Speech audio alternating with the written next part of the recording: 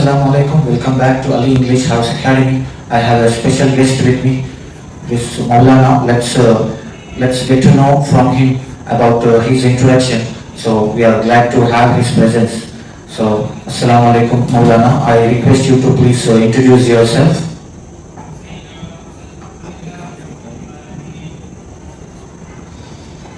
السلام علیکم ورحمۃ اللہ وبرکاتہ. رب اشرح لي صدري ويسر لي امري واحلل عقدة من لساني يفقهوا قولي رب زدني علما. اما بعد، حاضرین کرام، چونکہ پہلے ہمارا تعارف کرنے کی بات کی گئی ہے، ماشاءاللہ آپ تمام جانتے ہیں تقریباً 8 سالہ خدمت ہے ہماری مسجد صدیق اکبر میں. وہیں پر امامت و خطابت ہوتی ہے، اور چونکہ آج اسی عنوان کے تحت یہاں بلایا گیا ہے کہ کچھ وقت جو ہے اس علی پبلک اکیڈمی کے واسطے دیا جائے، چنانچہ ہم زیادہ کوئی تعارف تو اپنا نہیں کرا سکتے، بس اتنی ہی بات ہے. بہرحال آج آپ احباب کے سامنے جو عنوان ہم لے کر آئے ہیں وہ جناب رسول اللہ صلی اللہ علیہ وآلہ وسلم کی سیرت. جہاں تک آج ہماری مسلم قوم یا مسلم معاشرے کی بات کی جائے کہ جن میں ہم کتنا رسول اللہ صلی اللہ علیہ وآلہ وسلم کی سیرت کے تعلق سے جانتے ہیں، اس میں بس ہمیں تک یہی باتیں آتی ہیں کہ محمد رسول اللہ صلی اللہ علیہ وآلہ وسلم اللہ سبحانہ و تعالیٰ کے آخری پیغمبر ہیں. آپ کی پیدائش 12 ربیع الاول کو ہوئی، پیر کے دن مکہ المکرمہ میں، اور آپ کا انتقال ہوا 12 ربیع الاول پیر کے دن مدینہ المنورہ میں. بس کتنی باتیں ہم لوگوں کو ملتی ہیں. اگر بچوں وغیرہ سے پوچھا جائے تو یہ جواب اکثر و بیشتر ملتا ہے. دراصل اللہ کے نبی صلی اللہ علیہ وآلہ وسلم کی کل زندگی ہے 63 سال 4 دن. اب ہم اس زندگی کے بارے میں کیا جانتے ہیں؟ کیا صرف ہمارا یہ جان لینا کافی ہوگا کہ آپ صلی اللہ علیہ وآلہ وسلم کی پیدائش 12 ربیع الاول اور آپ کا انتقال 12 ربیع الاول، درمیانی جو آپ کی زندگی گزری ہے پیدائش سے لے کر انتقال تک کی، تو وہ زندگی کے بارے میں آج ہم کیا جانتے ہیں؟ ذرا تو اس کو جاننے کی ضرورت ہے کہ آپ صلی اللہ علیہ وآلہ وسلم کی مکی زندگی کیسے گزری ہے اور مدنی زندگی کیسے گزری ہے. آپ کے پیدا ہونے سے پہلے اللہ سبحانہ و تعالیٰ نے آپ کی خاطر کن کن کو آزمایا ہے، اور آپ کے پیدا ہونے کے بعد رب العالمین نے ایک ایک کر کے کس طرح تمام سارے توڑتے ہوئے خالص اپنے سے رب العالمین نے آپ کو ملوایا ہے. اس چیز کو اصل میں جاننا ہے. یاد رہے کہ اللہ کے نبی صلی اللہ علیہ وآلہ وسلم کے والد کا نام ہے عبداللہ، آپ کے دادا ہیں عبد المطلب. دراصل عبد المطلب کا نام ہے شیبہ. عبد المطلب اصل نام نہیں ہے، اصل نام ہے شیبہ، کیونکہ جب یہ پیدا ہوئے تھے عبد المطلب جن کو کہا جاتا ہے، یہ جب پیدا ہوئے تھے تو ان کے سامنے کے یہاں کے بال تھوڑے سے سفید تھے. شیبہ عربی میں کہا جاتا ہے بوڑھے کو، تو یہاں کے بال ذرا سفید تھے جس کی وجہ سے ان کا نام رکھا گیا شیبہ. مکے میں پیدا ہوئے تھے، والد کا ان کے بھی انتقال ہو گیا تھا بچپنے میں، جس کی وجہ سے ان کی والدہ انہیں لے کر مدینہ چلی گئی جس کو یثرب کہا جاتا تھا. جب یہ لے کر چلی گئی ہے مدینہ تو اب مکے کے اندر ان کے چچا موجود تھے جن کا نام مطلب تھا.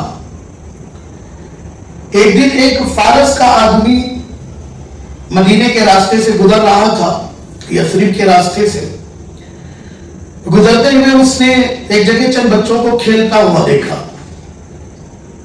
ये जो मालूमात आपको हम दे रहे हैं अर्रहीकुल मखदूम से है, तारीख तबरी से है, तारीख इब्न सअद से है। 3 किताबों का आपको हम हवाला दे रहे हैं इंशाअल्लाह अजीज, जिनको पढ़ना हो तफसीलन तो वो वहां से पढ़ सकते हैं। चुनांचे जब ये फारस का आदमी जिसका नाम हारिस था, ये रास्ते से गुजर रहा था, गुजरते हुए इसने जब देखा कि चंद बच्चे खेल रहे हैं, वो निशाना लगा रहे थे किसी चीज को, तो एक बच्चे ने कोई चीज लेकर जिस चीज पर निशाना लगाना था वहां उसने मार दिया, तो बराबर जाकर निशाने पर लग गई। उस पर वो बच्चा कहने लगा कि मैं उस खानदान से हूं कि जिसका निशाना ठीक ठीक लगना शेबा देता है, शोभा देता है, यानी फख्र वाली बात है। चुनांचे इस बात पर उस फारस के शख्स हारिस ने पूछा कि ये किसका बच्चा है, तो बतलाया कि ये मुत्तलिब के भाई का बच्चा है। चुनांचे उसकी पूरी खबर लेकर ये फारसी शख्स मक्का मुकर्रमा पहुंचा और वहां जाकर मुत्तलिब को इस कदर उस बच्चे के बारे में बतलाया और बतलाया कि तुम यहाँ बड़े ऐश और याशी के अंदर हो और वहां तुम्हारे भाई का बेटा बड़ी गुर्बत में जिंदगी गुजार रहा है, लिहाजा क्या ही अच्छा हो कि तुम उसकी परवरिश करो या फिर उसकी परवरिश के लिए कुछ तुम यहाँ से मुआविजा देकर भेजो। इस कदर बरगलाया कि आखिरकार मुत्तलिब ने यह ठान ली कि मैं उस बच्चे को अपने पास लाकर पालूंगा। इस इरादे से मुत्तलिब यसरीब की तरफ रवाना हुआ। वहां जाकर उसकी वालिदा से बात करके उस बच्चे को अपने साथ अपने घोड़े या अपनी ऊंट पर पीछे बिठाकर या सामने बिठाकर लेकर आए। जैसे ही मक्के के शहर के अंदर दाखिल हुआ तो लोगों ने मुत्तलिब के सामने उस बच्चे को देखकर लोग कहने लगे कि मुत्तलिब ने एक गुलाम को लिया है, और अरबी में गुलाम को कहा जाता है अब्द, अरबी में गुलाम को अब्द कहा जाता है। तो लिहाजा लोग कहने लगे कि अब्दुल मुत्तलिब यानी मुत्तलिब का गुलाम। यहां से उस बच्चे का नाम पड़ा है अब्दुल मुत्तलिब, वरना बच्चे का नाम था शैबा। यहां लाकर उस बच्चे की परवरिश कर दी गई, बच्चा बड़ा होने लगा तो अब्दुल मुत्तलिब, यहां से हम अब उस बच्चे को अब्दुल मुत्तलिब के नाम से पढ़ते जाएंगे, आगे सुनते जाएंगे।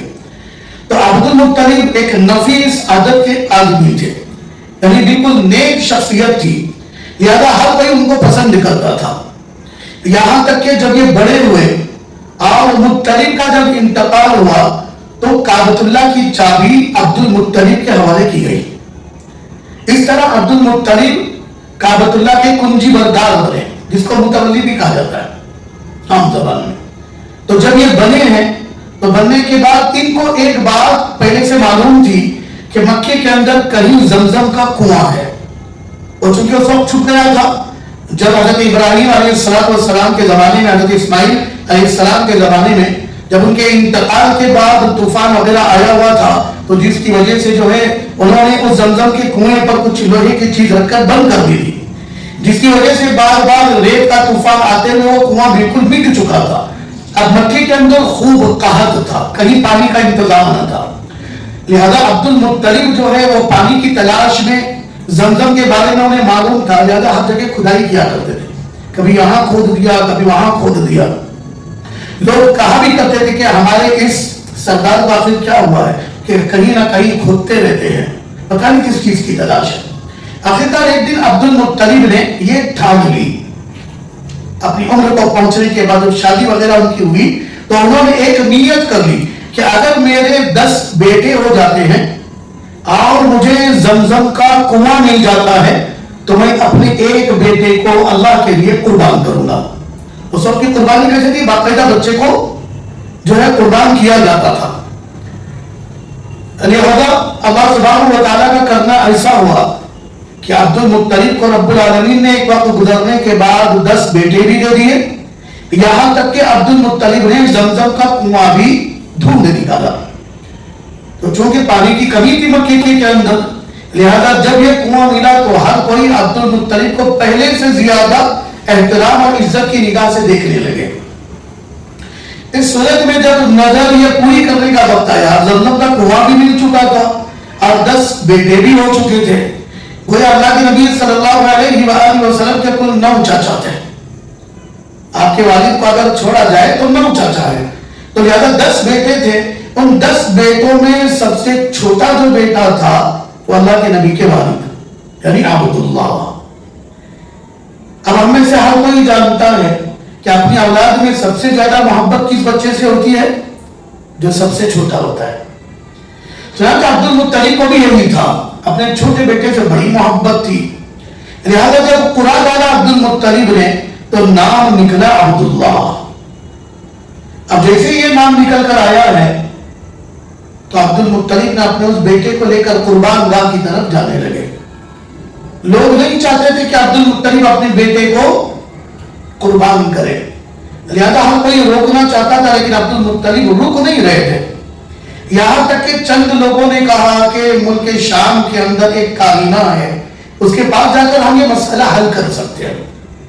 چنانچہ عبد المطلب کو اپنے ساتھ لے کر اس کاہنہ عورت کے پاس پہنچے اور جا کر اس کے سامنے سارا واقعہ بیان کیا.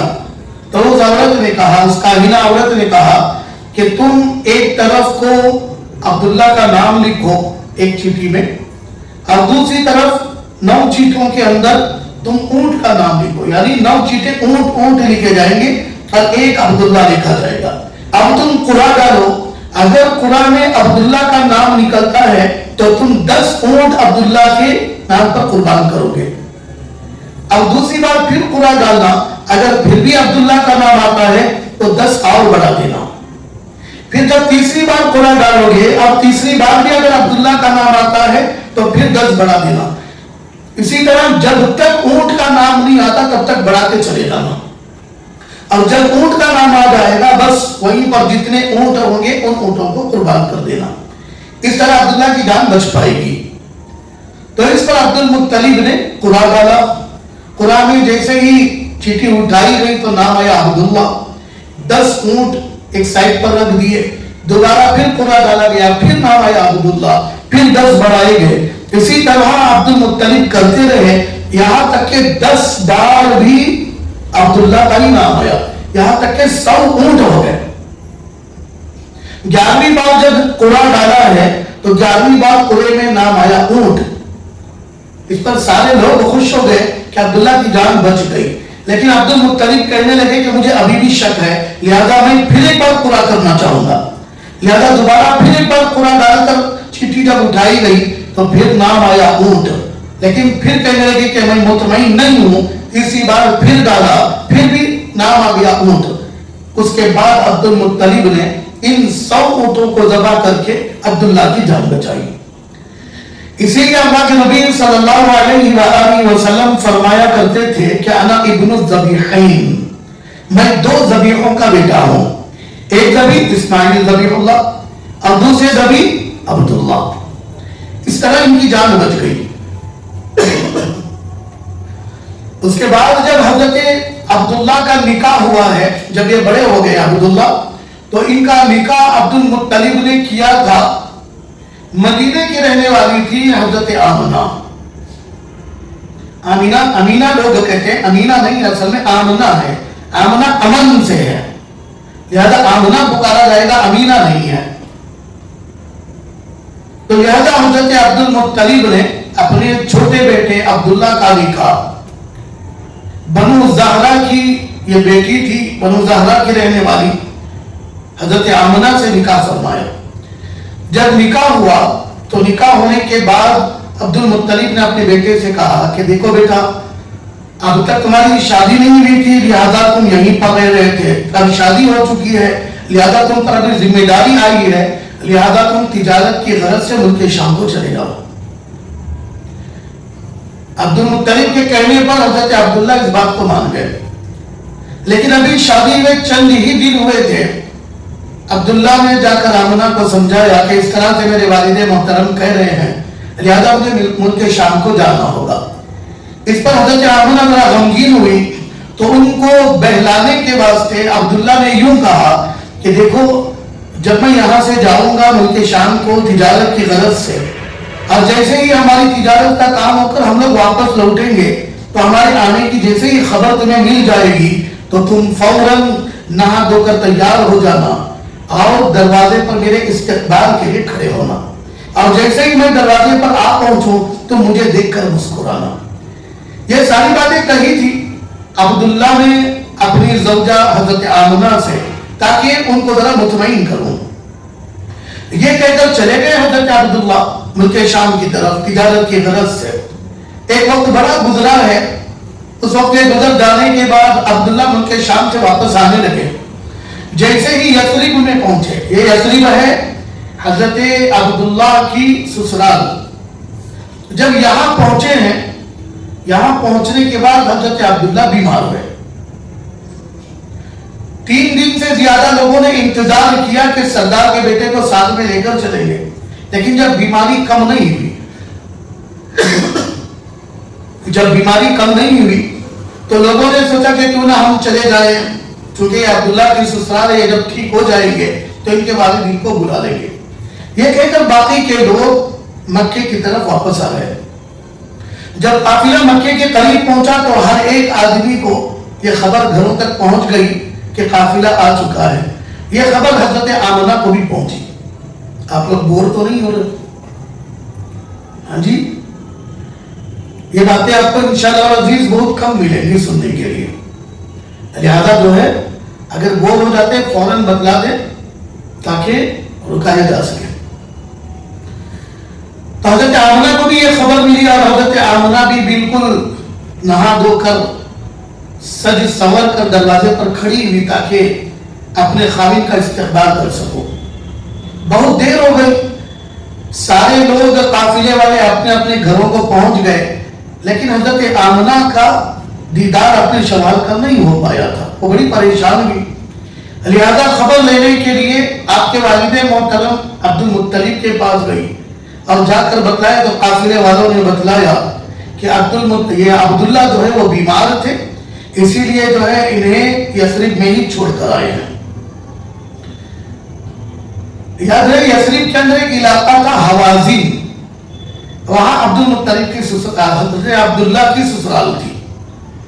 تو لہذا جب پتا چلا عبد المطلب کو کہ ان کا بیٹا بیمار تھا جس کی وجہ سے قافلے والے ان کو مدینے میں ہی چھوڑ کر آئے ہیں, تو لہذا اپنے بیٹے حارث کو بھیجا کہ وہ لے کر آئے. کن کو؟ عبداللہ کو. لہذا جب لانے کے لیے حارث یثرب میں پہنچے حوازن میں, تو جس دن وہ جا کر پہنچے اسی دن عبداللہ کا انتقال ہوا. تو جب انتقال ہوا حضرت عبداللہ کا تو یہ خبر آ کر پہنچائی گئی مکے میں عبد المطلب کو. گھر میں ایک غم کا ماحول تھا. آمنہ بھی بڑی پریشان ہوئی. من ہی من میں گویا یوں الفاظ چلتے ہوں کہ عبداللہ آپ تو کہہ کر گئے تھے کہ آپ جلد واپس آئیں گے. آپ یہ کہہ کر گئے تھے کہ جب میں آ جاؤں, جب قافلے کے آنے کی خبر ملے تو تم سج سنور کر میرے استقبال کے لیے کھڑے رہنا. گویا یوں چل رہا ہوں ان کے ذہن میں. میں وہ ذہن سازی والی بات آپ کو بتلا رہا ہوں کہ دیکھو تو عبداللہ نے بن سنور کر تیار کر رہی لیکن تم ہی نہیں آئے. بہرحال عبداللہ کا انتقال ہوا تو اس وقت حضرت آمنہ امید سے تھی اور پیٹ میں رسول اللہ صلی اللہ علیہ وآلہ وسلم تقریباً 4 ماہ کے تھے. اس وقت آپ کے والد محترم کا انتقال ہوا ہے. حضرت آمنہ کو بار بار یہ احساس ہوتا تھا کہ میرے اندر کچھ ہے, لیکن جس طرح عام مستورات کو جب وہ امید سے ہوتی ہیں تو جس طرح سے ابکاری آتی ہے یا کوئی بو یا خوشبو برداشت نہیں ہوتی, اس طرح کا کوئی معاملہ آمنہ کے ساتھ نہیں تھا. لیکن یہ دیکھتی تھی حضرت آمنہ کہ جب وہ راستے سے گزرتی تو درخت کی شاخیں ان کی طرف یوں جھکا کرتی تھی, گویا کہ یہ اس بچے کے لیے جھک رہی ہے, سلامی دے رہی ہوں گویا. یہاں تک کہ حضرت آمنہ جب یہ حضرت رسول اللہ صلی اللہ علیہ وآلہ وسلم کی ولادت کی یہ 9 ماہ گزار لی, پھر اللہ سبحانہ و تعالیٰ نے آپ صلی اللہ علیہ وآلہ وسلم کی ولادت فرمائی. وہ مہینہ ربیع الاول کا تھا اور پیر کا دن تھا، لیکن تاریخ میں اختلاف ہے. تاریخ میں اختلاف، کہیں روایات کے اندر 9 ربیع الاول بھی ہے، کہیں 12 ربیع الاول بھی ہے، کہیں 14 اور 15 ربیع الاول بھی ہے. لیکن آپ صلی اللہ علیہ وآلہ وسلم کے انتقال کی اگر تاریخ دیکھی جائے کسی کو اختلاف نہیں ہے. آپ کا انتقال 12 ربیع الاول کو پیر کے دن آپ کا انتقال ہوا ہے، اس میں کسی کو اختلاف نہیں ہے. لیکن آپ کی پیدائش کو لے کر اختلاف ہے، لیکن زیادہ تر جو جمہور قول ہے وہ قول 12 ربیع الاول کا ہے.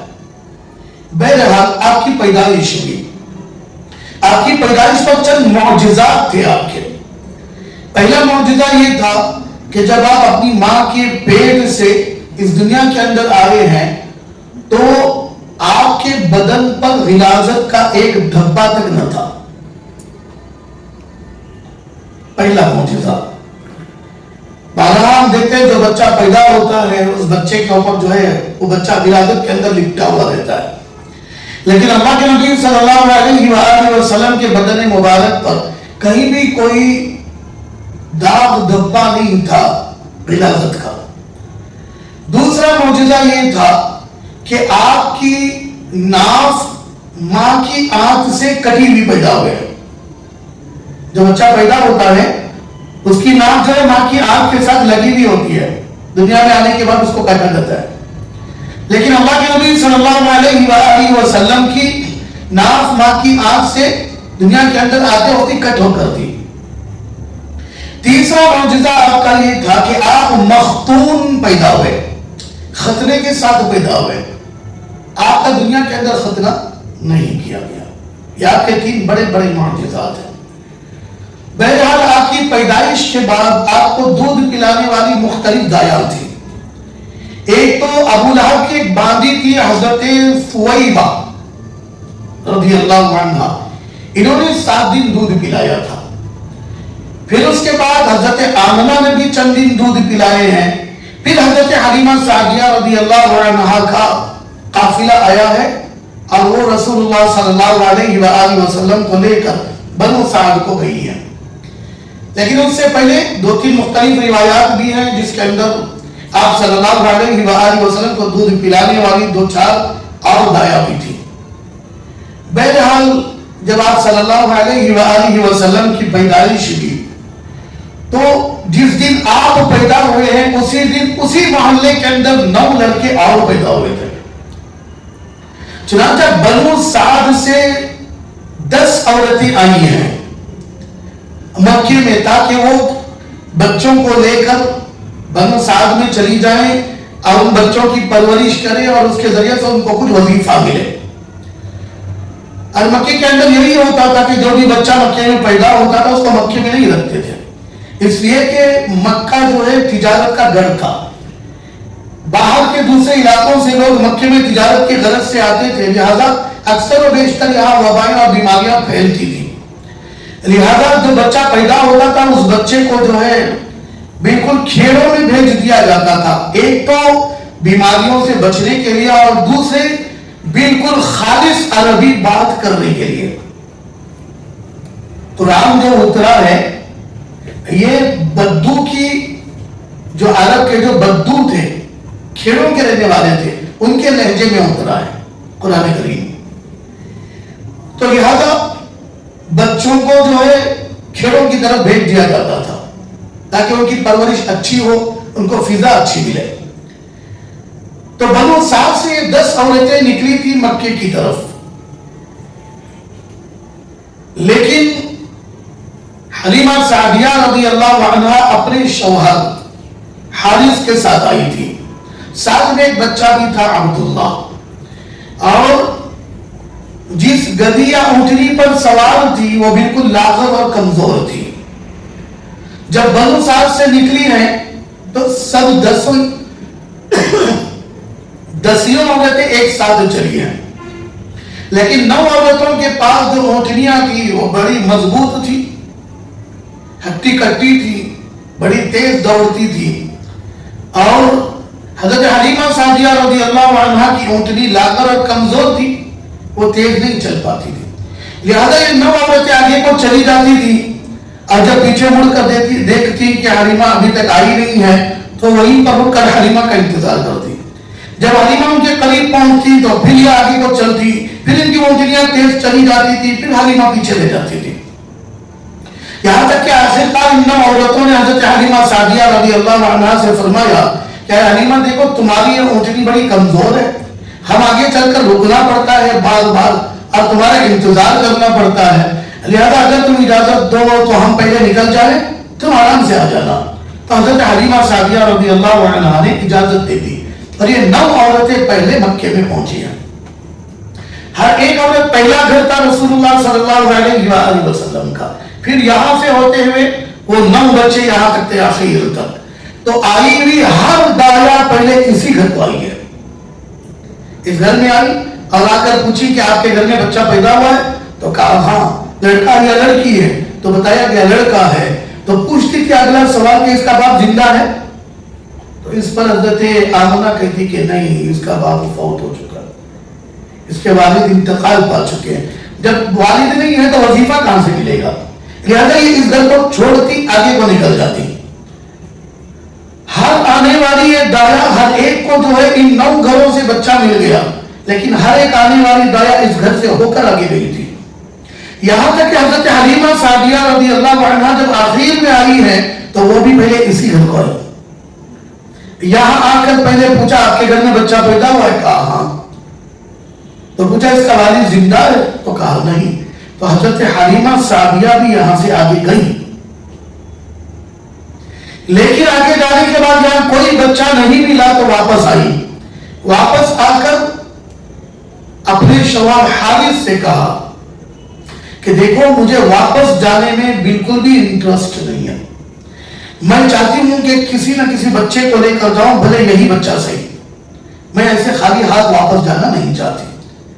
آخر حضرت حارث نے بھی کہا کہ ٹھیک ہے، اس کا اجر اللہ سبحانہ و تعالی ہمیں دے دے گا، اس یتیم بچے کو ہم پال لیں گے۔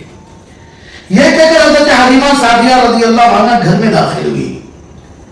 گھر میں داخل ہونے کے بعد بچے کے قریب گئی، آپ صلی اللہ علیہ وآلہ وسلم کروٹ سوئے ہوئے تھے، جیسے ہی آپ کے بدن مبارک پر ہاتھ رکھی ہیں آپ صلی اللہ علیہ وآلہ وسلم فوراً پلٹ گئے، پلٹ کر حضرت حلیمہ رضی اللہ عنہا کو دیکھ کر مسکرانے لگے۔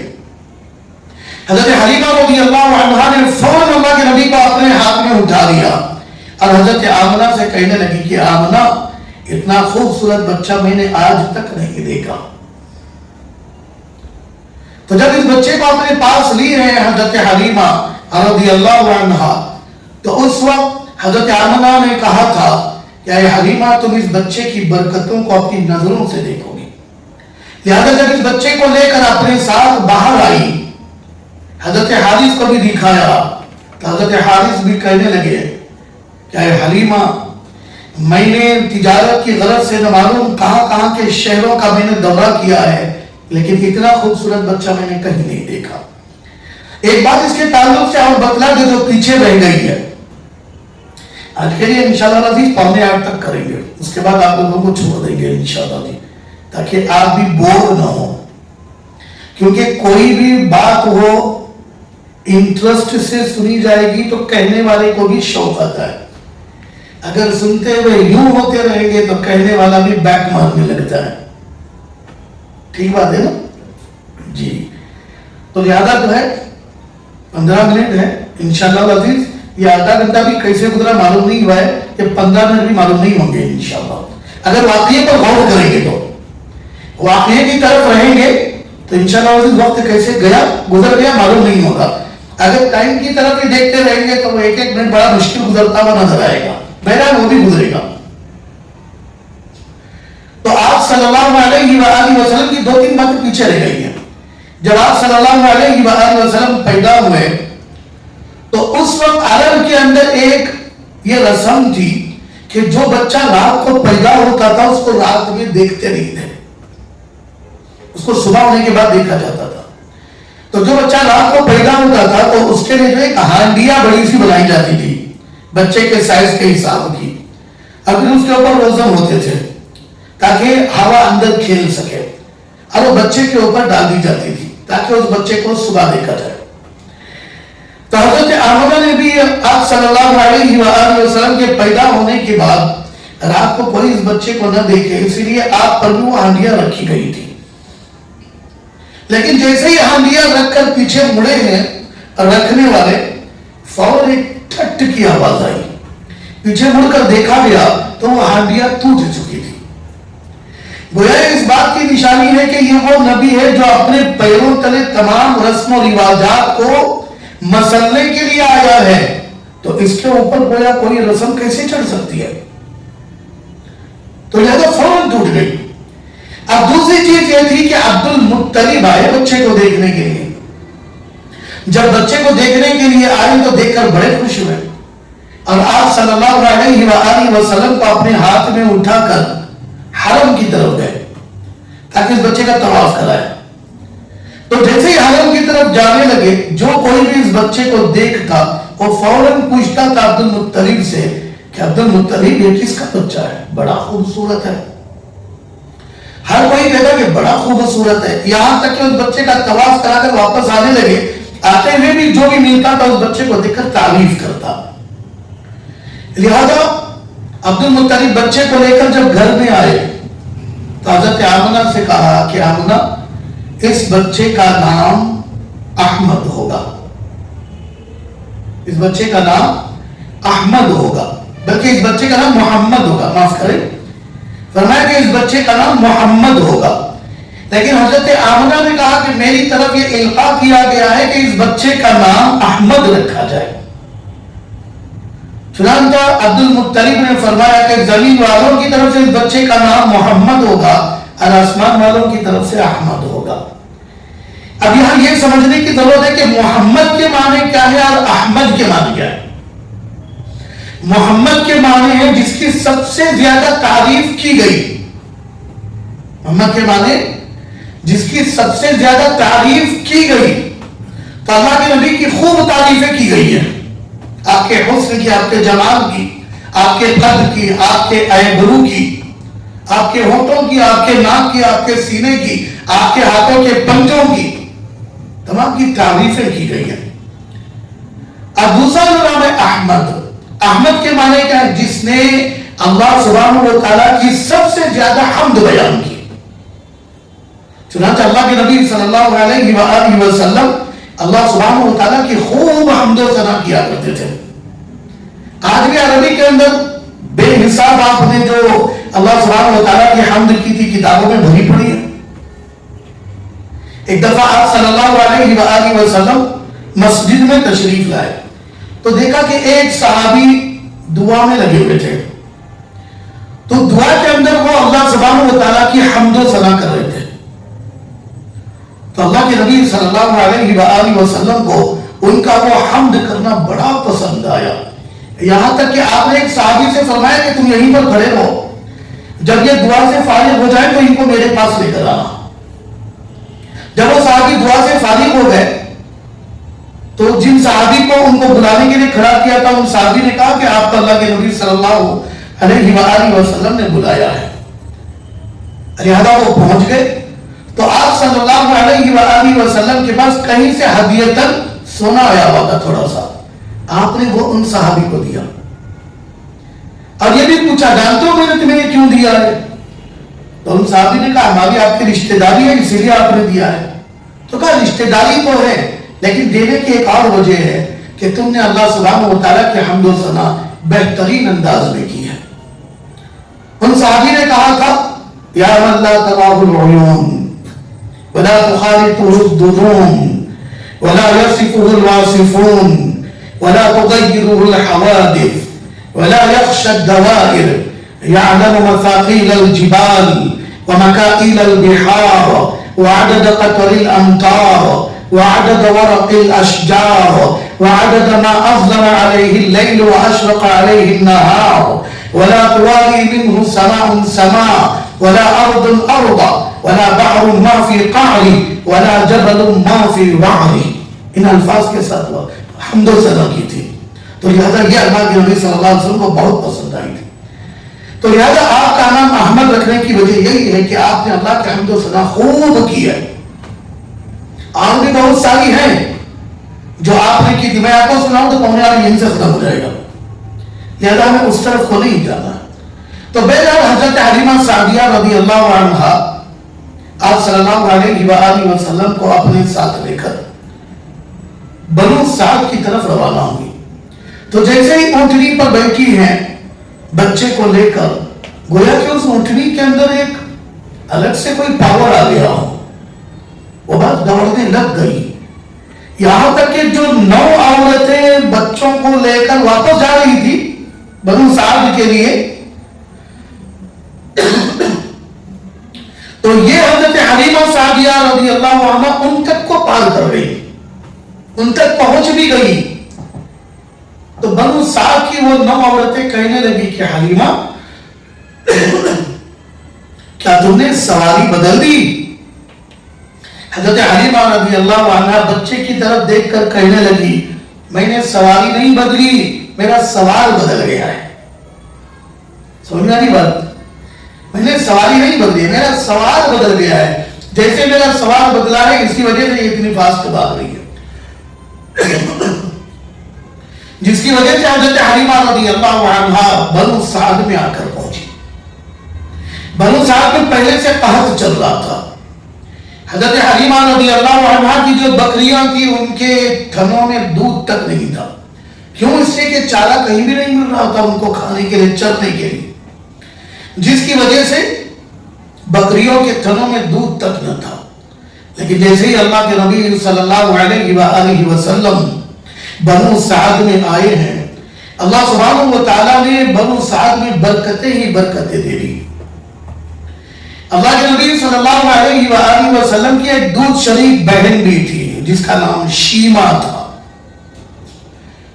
اس کا کام تھا کہ وہ بکریوں کو چرایا کرتی تھی, گھر کی بڑی وہی تھی, لہذا بکریوں کو چرایا کرتی تھی. جب آپ صلی اللہ علیہ وآلہ وسلم حضرت حلیمہ رضی اللہ عنہ کے گھر رہنے لگے, چند دن بلکہ چند مہینوں کا عرصہ گزرا, تو اس کے بعد حضرت شیما جو ہیں یہ کہنے لگی اپنی والدہ سے کہ اماں آج میں بکریاں چرانے نہیں جاتی. اس پر ماں نے پوچھا آخر کیوں نہیں جانا چاہتی؟ تجھے تو معلوم ہے تیرا باپ بھی بوڑھا ہے, تیری ماں بھی بوڑھی ہے, یہ دونوں تو بکریاں چرانے کے لیے نہیں جا سکتے, گھر کی بڑی تو تو ہی ہے, لہذا یہ تیرا ہی تو کام ہوگا. تو اس پر حضرت شیما کہنے لگی کہ اماں آپ میرے ساتھ محمد کو بھیج دیں صلی اللہ علیہ وسلم, آپ اگر میرے ساتھ محمد صلی اللہ علیہ وسلم کو بھیجتے تب میں جاؤں گی, ورنہ میں نہیں جاؤں گی. اس پر حضرت حلیمہ رضی اللہ عنہ نے پوچھا کہ تو آخر محمد صلی اللہ علیہ وسلم کو لے جانے کی ضد کیوں کرتی ہے؟